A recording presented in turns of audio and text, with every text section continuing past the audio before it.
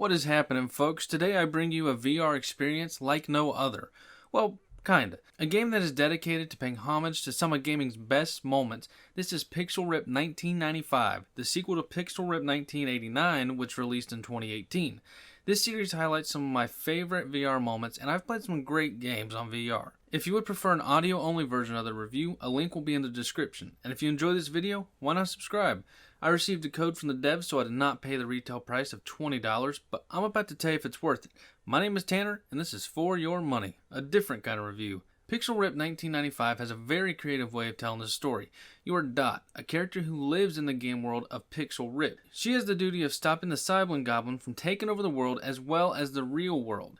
Dot alone, despite her abilities, cannot stop the goblin. She must link with Pixel Rip's best player in the real world, and that player happens to be a kid named David. A kid who just wants to enjoy playing video games all day, but his mother won't leave him alone about games rotting the brain and destroying the retinas, whereas David's dad just sees it as he's just being a kid, and I think a lot of us can relate to things like that. David will take control of Dot to help save both of their worlds, as well as deal with David's bully, who teases him about being the best at video games and how his uncle works at a game company so he knows all the new information.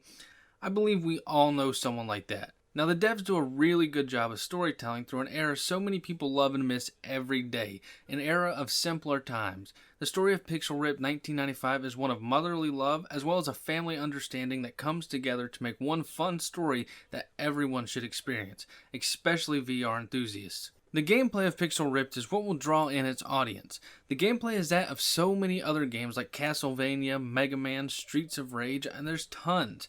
If you've played those games and loved them, then imagine all of those stuffed into one game.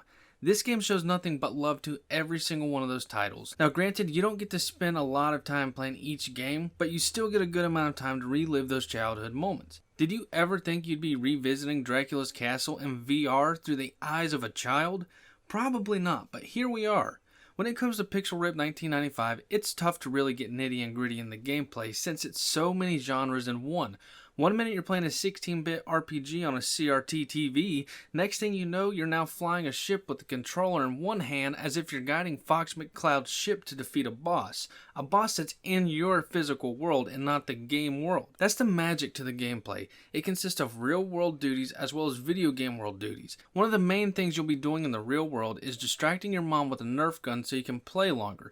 If you don't distract her in time, then she cuts off your system and that reverts you to the last checkpoint in the game you were playing when you boot it back up. This game has nostalgia written all over it, and to add to the gameplay's diversity, you play so many different consoles, from what is basically an NES to an arcade machine, and even going to a game rental store and playing demos of games on their consoles. Arvor took an idea that is without a doubt hard to sell, and went 100% with it until the very end. Now some may not like the idea of this game, and they might think Arvor needs to move on. Well, my rebuttal to that is they did in the best way imaginable. For 3 hours, you're an 8-year-old kid again reliving your greatest memories of gaming, and that's what VR is all about, the immersion. Now a quick disclaimer, I was not born before 1995, I was born 3 years after, but that doesn't change the fact that I can relate to this game big time. My mother worrying about me frying my brain due to the TV's lights, shutting off the systems, and above all, I grew up on these games due to older siblings. With that being said, the design of Pixel Rip 1995 is once again a love letter to this era, everything from music to the game's set pieces. The music of Pixel Ripped is very retro. It takes the best part of NES gaming and then they mix it to have the sound quality of today. Another pro in the sound design was the voice acting. To me, it was a treat. Now, I know some people didn't quite enjoy it as much as I did, but here's why I like it. When anyone talks to Dot in the game world, there is no voice. It's just a noise with subtitles to read. As for people in the real world, their voice acting to me was goofy and over the top, and I loved it. I wouldn't have asked for anything more than that. How about the world of the game? I mean, come on, you go into a game rental store to play demos. That is nowhere to be found today. You as well go into an arcade to compete in a gaming tournament. You know, the kind of tournament where you don't kill one another, rather it's who has the highest score in the game wins. The design of Pixel Rip 1995 should be loved by everyone. It's reliving the salad days people wish they could go back to, and this is that brief opportunity. So here's some clips of the overall design.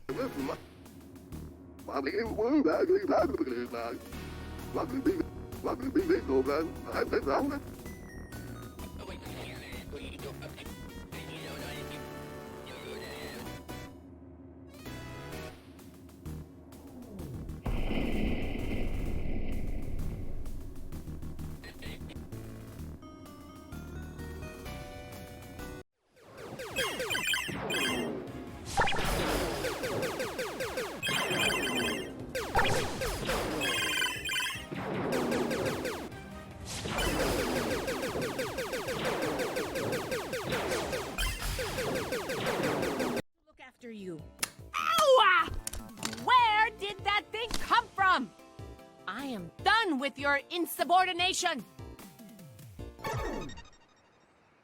Very carefully Hey, now. Peter, this is Karen Oh, Keen. darn it. Still keen on finding you a home. Yes. Video games? Nothing? Great. I'm hearing things now.